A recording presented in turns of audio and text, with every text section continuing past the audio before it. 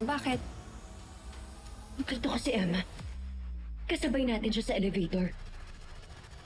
Si Emma? Nandito siya? Yes, she's here. I saw her. Ang susunod na programa ay rated PG. Ito ay nangangailangan ng patnubay at gabay ng magulang para sa mga batang manonood.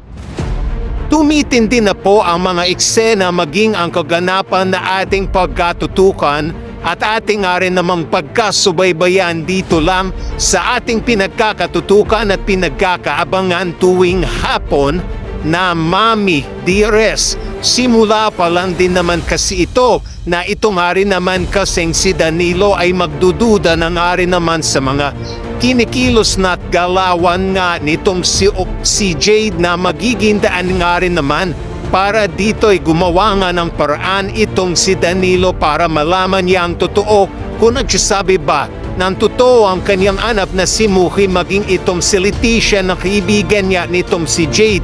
Kaya dito nga sa pag-iimbestiga nitong si Danilo ay mukhang magiging daan at matsyempuhan nga rin naman niya itong si Olive na kusan sasabihin nga rin naman ito ang lahat-lahat.